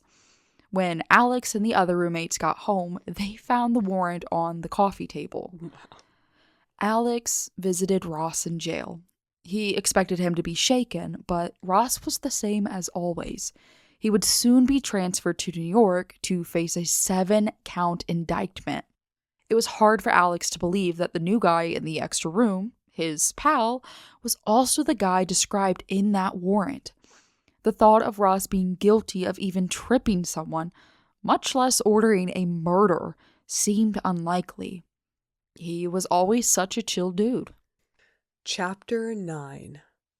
All rise. Ross was arraigned in federal court in New York a few months later, still seeming pretty chill.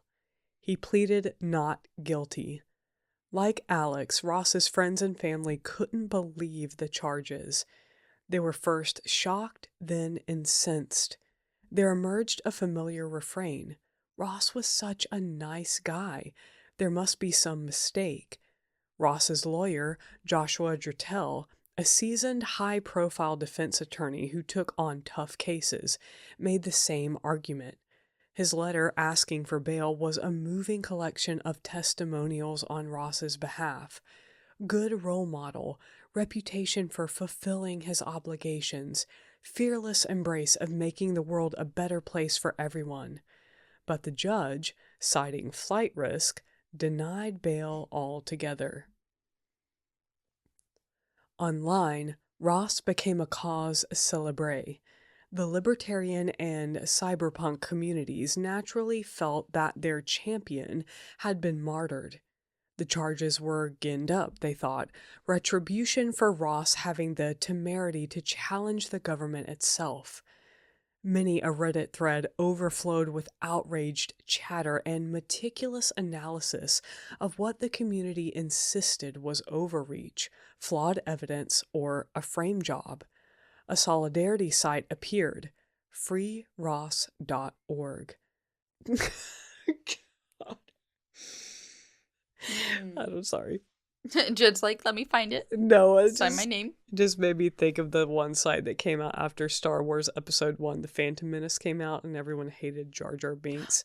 And a site came out called killjarjar.com. That's fucked up. It is. That is fucked up. It And you know what? is. This week was letters I and J. Mhm. And you know what? And you know how the kids had to bring like a little, like something? Yeah. It was Jar Jar Binks figure. Oh, I love Jar Jar. so did I. Fuck that slander. Yeah, that's not very kind. Kill Jar Anyway, Jar. Oh my god. just kill JarJar.com. Free Ross. Bunch of adults shitting on a child movie. Yeah, Jar Jar brought us all a lot of joy. Anyways, freeross.org. Ross and his attorney prepared a defense that basically amounted to, wasn't me. They chose to occupy that narrative gap of uncertainty made possible by the ambiguity of identity online. Dread Pirate Roberts was just pixels, they said. Everyone knew there were many DPRs, they argued, returning to the lore of Silk Road and the symbolism of the alias. It was a powerful idea.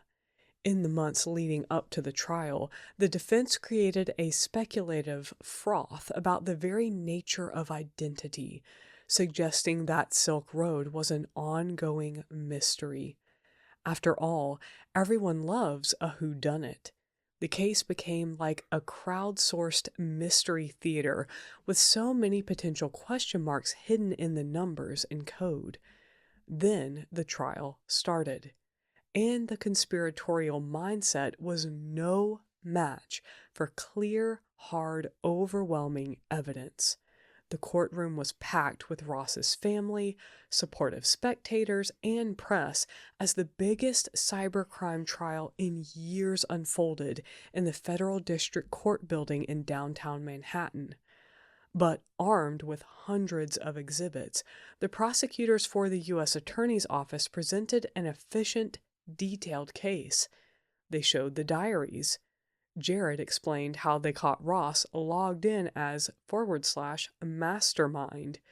They read aloud from DPR's chats, stored on Ross's computer, presenting the odd spectacle of gray-suited government lawyers addressing the court with choice narrations like, "Squid gave me the support link. Just let me know when I have access." Outside, a vigil of protesters held signs, some reading, "Free Ross." Ross, who declined to be interviewed for the story, was not charged with any murders. The case involving Green, which came out of Baltimore, was a separate indictment. It is still pending. The New York case dropped the 5 other murders after further investigation revealed that the whole thing was likely an elaborate catfish as blackmail scheme that snookered Ross out of a lot of money. But in all cases, the prosecution argued, Ross believed he was executing people, even receiving photographic evidence faked to prove it. For dramatic effect, the prosecutors read aloud selections of Ross's conversations where he sounded like a heartless mafia boss. It was a quick trial. 13 court days, faster than expected. Observers were surprised at the volume and detail of evidence, the kind you rarely see. To the end, Ross's lawyer, Drattel, claimed it was a case of mistaken identity. Like most criminal defendants, Ross himself didn't testify. Or rather, a qualified case of mistaken identity. Drattel caused quite a stir in his opening statements by admitting that Ross had indeed started Silk Road, but then quickly sold it off to some other unnamed figure. The attorney also claimed that Ross was later duped by this savvy character back into Silk Road to take the fall as the FBI closed in. To account for the vast sum of Bitcoin wealth, Drattel explained that Ross was just a good currency trader. Then, Yum took the stand to demonstrate precisely how Ross received all the Bitcoin commissions from Silk Road during the entire tenure of Dread Pirate Roberts. Ross's family was surprised to hear the admission that he'd created Silk Road. Reporters could see it on his mother's face. Lynn Ulbricht was a sympathetic figure, a caring mother leading a vigil for her son. She was smart and articulate and had become a vocal public figure in support of Ross. Throughout the trial, she maintained that the jury would set Ross free. This was more than a mother's love. Lynn, like many supporters, just believed Ross, which was understandable to some degree, as Ross's story was one of fluid identity. The prosecution said that Lynn's good-natured son had turned into someone else. Lynn said that this someone, if he or she even existed, had been projected onto her son. Ross said nothing and remained a willing cipher, allowing everyone to project an identity onto him. To Alex, Ross was the cool new roommate. To Julia, a passionate lover and inspiration. To his family, the perpetual Eagle Scout. To Force, an unlikely friend in the night. To Tarbell, a smart kid defeated by his own arrogance. To the Southern District of New York U.S. Attorney's Office, Ross was simply the criminal conspirator Dread Pirate Roberts. The likeliest reality is that Ross was all of those things. The open-minded seeker who conscientiously tried to pluck trash from a tree was Ross, as was the feverish visionary creating a virtual empire at any cost. Neither truth invalidated the other. Ross and DPR can and did coexist. Amid all the murder minutiae, it's possible to lose sight of the young idealist who sat down and coded his way into history. He was right about the war on drugs. It is a failure.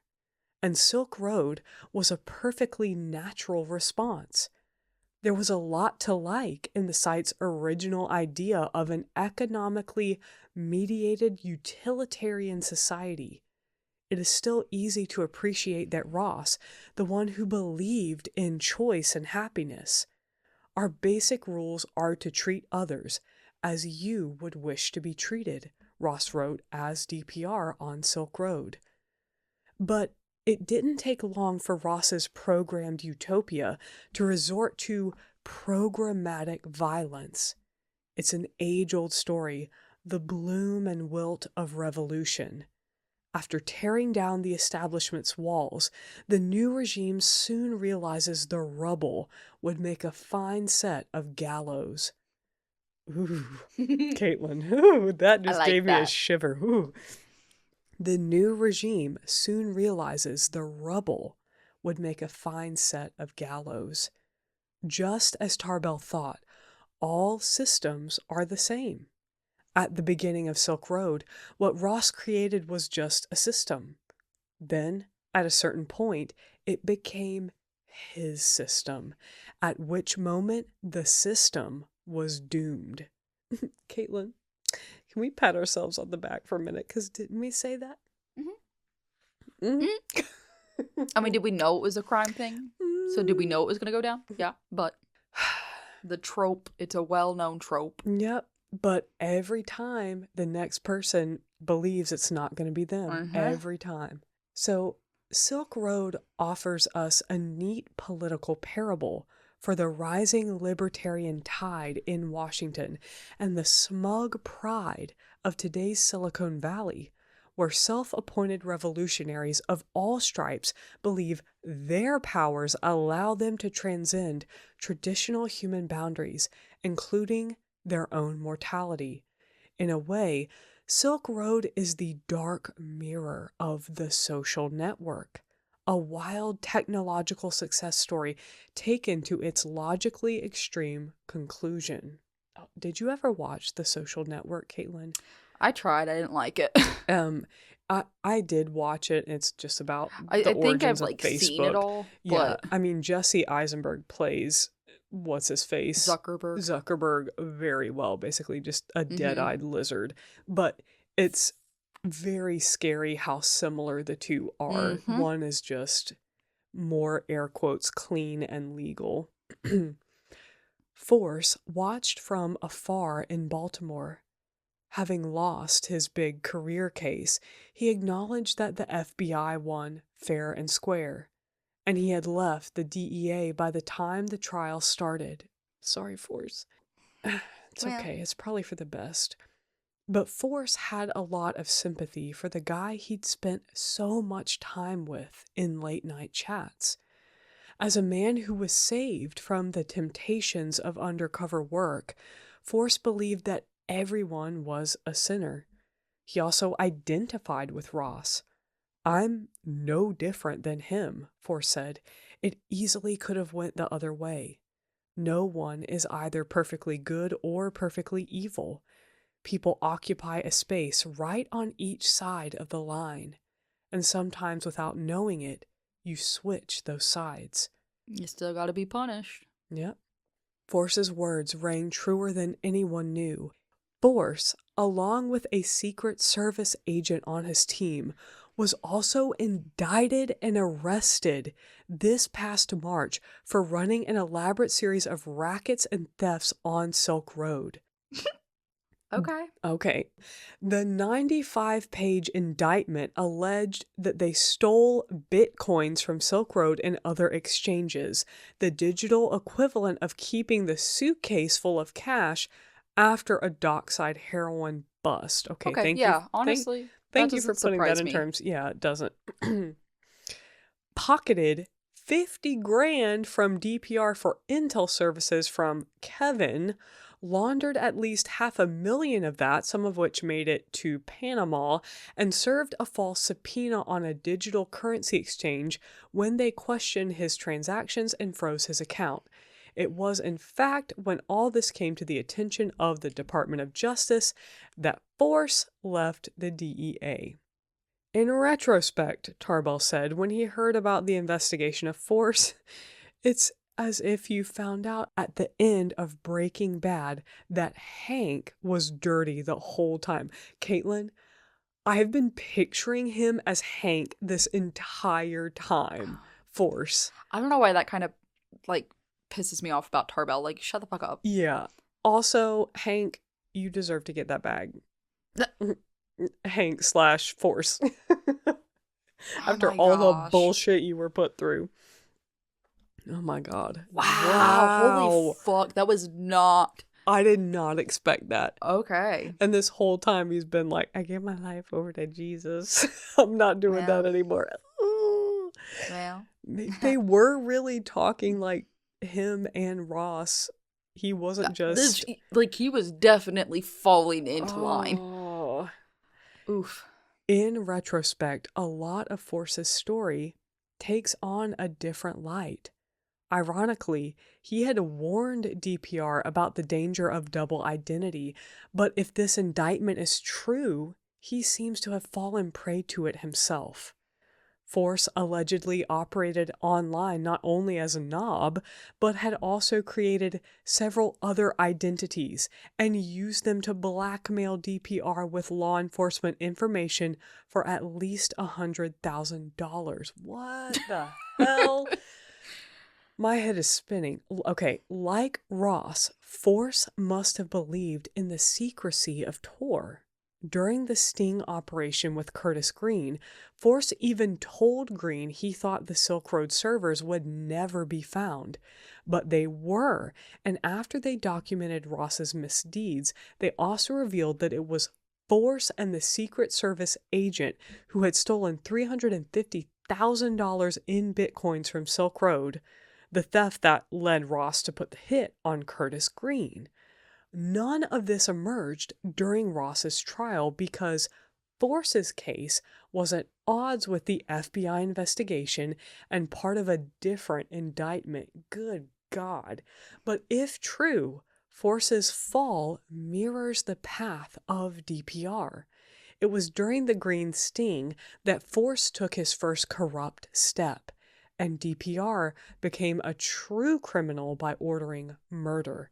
Their simultaneous moral turns, so intertwined, reinforced the one theme that barely appeared during Ross's trial: how easy it is to forget the solidity and consequences of the real world when you live online.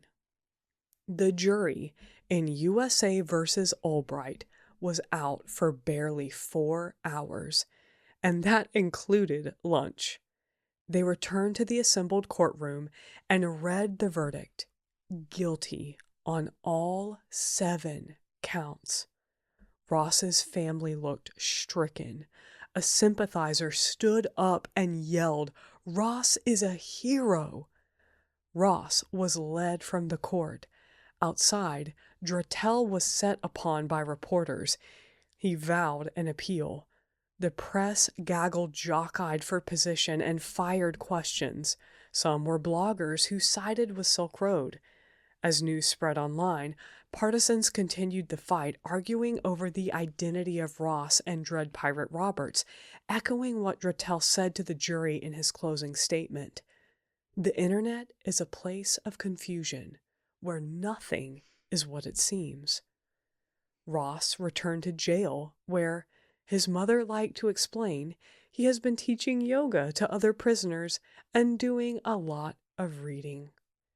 Alex sent him a printout of the short story Man of the Crowd by Edgar Allan Poe. Alex thought it seemed fitting, as the story is about a man in detective mode following someone he calls a genius of deep crime through the streets. But there is confusion in the case, and a hint that the pursuer realizes that the man he's after is in fact himself.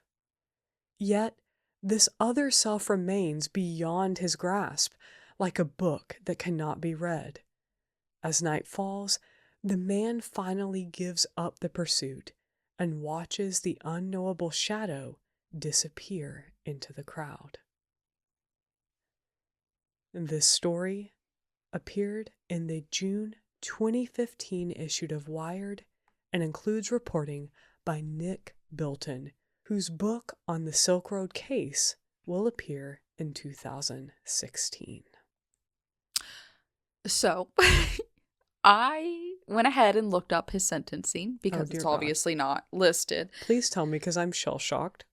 Jen, I guess this is the AI overview, but I checked other things. Okay. He was sentenced in 2015 to 2 life sentences plus 40 years without the possibility of parole to be served concurrently for crimes including narcotics, trafficking, and conspiracy. What? After 12 years, he was released in January 2025 following a full and unconditional pardon from President Donald Trump. What? Part of me is like... I feel like I'm going to pass out. While a part of me, I do believe that non-violent drug offenses should not carry life sentences. Yeah. This one's very tricky. Yeah, the ordering the hits on people? Yeah, this one's very tricky. And while I don't agree with the life sentencing or the no possibility of parole, fuck this full pardon. Oh my God. How many people are still sitting in jail for actual non-violent drug offenses? This is the first time in all of these readings that I have Google imaged Ross Ulbricht. Does he not look like Temu Robert Pattinson? Bitch, I was about to say Robert Pattinson could play him in a movie. Rob, please get on this. He could do it. Oh my God. How did I not know that the Cheeto had pardoned him? What? The Cheeto. Shut up, Genevieve. I'm sorry. That took me I understood it, but then it still took me a second. What? Wow. Holy hell. What is he up to now? And it says he's... where is he now? I just Googled Ross Ulbricht, what he doing? What he doing? The spectacular comeback tour of a crypto convict. He's probably doing some TED Talks. Oh my dear God. Okay, are we going to have to do a whole camp bulletin on the spectacular comeback of Ross Ulbricht? We're going to have to. And also what happened to Knob. Wow. Good I can't Lord. believe he only served 12 years. Yeah, that's nothing. It was 2 life sentences plus 40 years. What the fuck? And Cheeto was like, Get him out. It just seems Trump-coded to me that he would pardon that guy and be like, come work for me. Pardon the white drug Oh, dealer. yeah, pardon the white drug dealer, but to be like, come work for me. Because it just seems like something he would do, you know? Wow. Yeah, I mean, Like, very, like, catch me if you can. Like, work yeah, for me, yeah. work with me. I don't know. That Wow. That's... what? Okay, first off, the Force thing. Mm-hmm. I love a twist. I love a twist. That's not what I was expecting. No, not at all. But there were the breadcrumbs of it throughout where he Oh, yeah. was very Well, self-aware that he was afraid of being sucked back into that. but also you could, like, through him, you sympathize with Ross. And that was, like, it felt Yeah. morally wrong. But at the same Yeah. time, like, I still do sympathize with Ross in a Yeah. sense. And there was even the parallels there where Ross was believing that he had signed off on a murder, but they were saying that actually many of them, people weren't actually murdered, that actually none of them were murdered. Is that Yeah, what they that's were what it's, saying? yeah. Is that it was, he just thought that they were, but that he was just kind of being I'm blackmailed for assuming money? the red and white from Hell's Mhm. Angels was just, yeah, he Yeah. was blackmailing So him. that no one was actually murdered at his behest, even though he believed that they were, which is, you know, that's a thing in and of itself. But then you could also go the route of being like, well, Knob was torturing people and taking videos of it and being like, it's not real, but we're using it to try to catch this guy. And then as an agent, you're doing stuff in the name of the law that is causing other people's lives to end. So it becomes this It- very like murky, weird gray area of who is the villain and who is the good guy and I what is good know- and what is bad. Yeah. And I know nothing can be perfect, No. but regardless, everything about this just makes me further, like, it further reinforces my thought that the whole judicial system that we have Mm-hmm. needs to be picked apart and reprogrammed. Yeah. Because It's also very interesting to me that Trump, who is so my way or the highway, would then pardon somebody who's such a blatant libertarian that is like, would be the person who's like, fuck you. That it somehow doesn't surprise. It surprises me, but again, it Yeah, doesn't surprise yeah. me. in that type of That whatever, really is I a can't rabbit hole I understand. want to go down. Yeah, I know. We got to do a whole camp bulletin on that because Ooh. what the hell? Ugh. All right, y'all. What Well, the fuck? I was not expecting that twist. Please let us know what you think. I mean, I wish I could get my ADHD meds off the dark web for what I should be Yeah. paying for them, not paying my fucking insurance all this money Yeah. to then be billed $400 for a month's supply. And I do appreciate that he, from the beginning, was basically like, you know, we're not buying and selling other human beings. We're not buying and selling human body parts. We're keeping it as like these man-made substances, you know, drugs and whatever. But I just have that like feeling of ick where I don't Yeah. like that he was like, well, if kids can access it, then basically like that's just them figuring it out and we're not going to block kids from accessing it. That just seems, there's something that I just don't understand about that on Yeah. a philosophical level that I can't get behind. And I don't know if it was him being like, that's too much work to Mhm. fully, like, there's no guarantee that a kid can't get to it. Yeah. If it was just a tongue-in-cheek comment. Mhm. But yeah, that's when he immediately lost, like, okay, I'm kind of rooting for you a little. Yeah. Before you thought you killed someone, but you really didn't. So there was still, like, you know, some red tape. Where you're but- like, it's fine if kids find us and buy black tar heroin. No. Mm. No. Because remember what?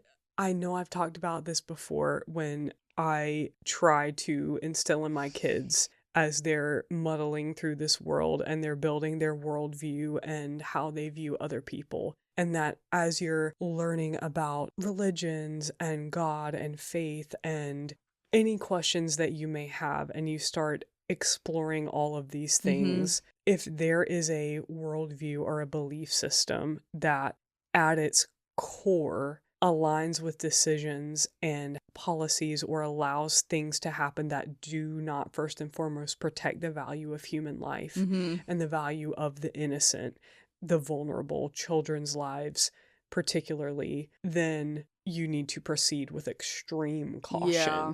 And that's an immediate massive red flag, because I do believe that there is something inherently within us that there is that desire to protect the innocent. And that's why the human race is able to build successful civilizations and communities, because they're built around the protection of the innocent. And once we start to dismiss that, then we're in incredibly dangerous territory, even if it's in the name of we reject government overreach and we're for minimal government control, because I'm all for that. There's other ways to go about that. Yes, exactly. And I don't know. It's something that I like to talk about. I wish I was more able to converse about from a philosophical standpoint, but also I've had a full day taking care of my 3 children, and we just read for 2.5 hours. 2.5 hours, and we got it done, but my brain is getting to that. And that's just not the ending I was expecting. No, wow. It's really not. Wow. What a good article. I truly enjoyed that. Despite all the computer jargon, I still wanted to keep going. Yeah. That was damn good writing. That was damn good writing. Let us know what you guys think. Please do. And if y'all want to pop on over to Patreon to a camp bulletin, maybe we'll be talking more about this at another time. Like the update of Ross and if he's doing TED Talks and where that's going. Good Lord. And any potential rabbit holes he might have with Trump. Because that'd be interesting. It would. And I'm scared. Welcome to 2026, everyone. Where the world is a scary place. And so we're going to remind you guys to always have courage and stay kind. Of a bitch. Bye. Bye.